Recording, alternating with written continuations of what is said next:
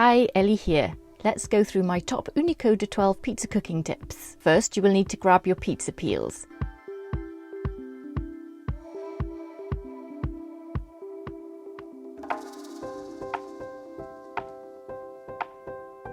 I use a 12-inch wooden peel to launch the pizza and a 7-inch metal round peel to turn the pizza.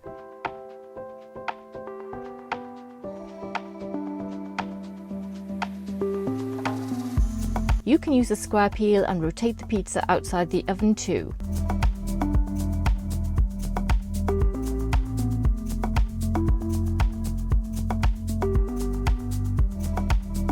That's how I started off cooking pizza before learning to turn the pizza in the Koda. Getting the Koda 12 to the right temperature is essential. Before you start cooking, preheat the oven. Connect the gas, ignite, and you are ready to go. Allow the oven to preheat for approximately 15 to 20 minutes until the stone inside reaches a temperature of around 820 degrees Fahrenheit, 430 degrees Celsius. This step is crucial to achieving a well-cooked pizza base. The base needs to cook as fast as the pizza toppings and crust. My next tip is to ensure your stretched dough can jiggle on the board. Do this by dusting your wooden pizza peel with a fine semolina to prevent it sticking.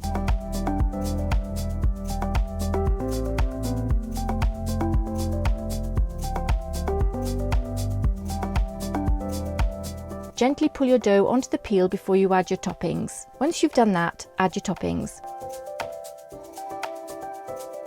I would advise to keep the toppings light. Heavy toppings make it more difficult to launch the pizza. You may not get the chance to cook the toppings properly in the oven if it's too layered.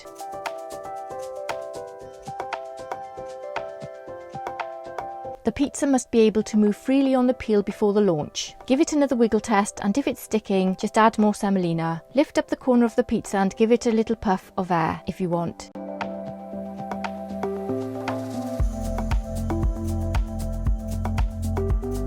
This will remove the excess semolina from the peel. Semolina is my favourite to use because it has little roller balls that help the pizza glide off the peel. Flour tends to get lumpy if it gets in contact with moisture and damp areas under the pizza. I find the semolina doesn't absorb moisture as easily and therefore can still roll the pizza off a damp base.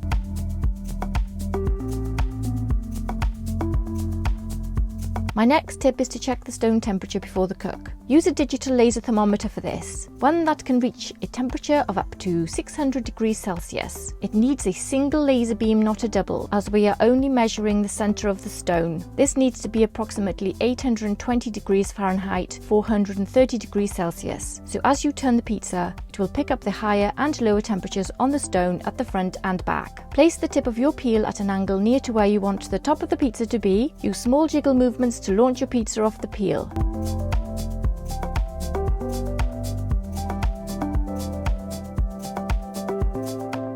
Avoid using big movements as you don't want your pizza flying off to the back of the oven along with all your toppings. Next, we want to turn and not burn. If you are just starting off cooking pizza, it's better to turn a lot, and that could be every 10 seconds.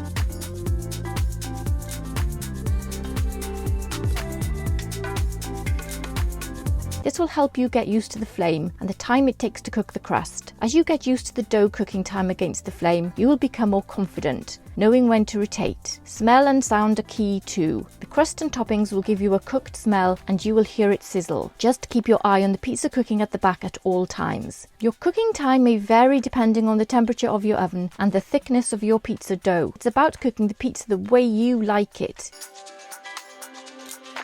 If I want a crispy crust, I cook on a lower flame for a longer cook. For a softer crust pizza, turn up the flame for a short, fast cook. Also, cooking on a low flame is a great way to get to know your oven. Watch how the flame cooks your toppings and crust. The cook will take longer, but it will give you more control and time to turn the pizza. As you get more practice, turn the flame a little higher on the dial.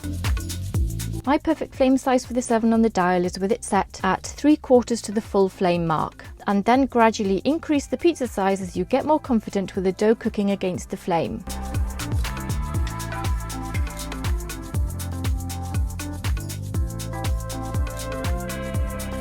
I hope you found this video helpful. Check out my first pizza oven cooks and pizza oven review videos in the links above and below and at the end of the video. Thanks for watching, take care, and I'll see you soon. Bye!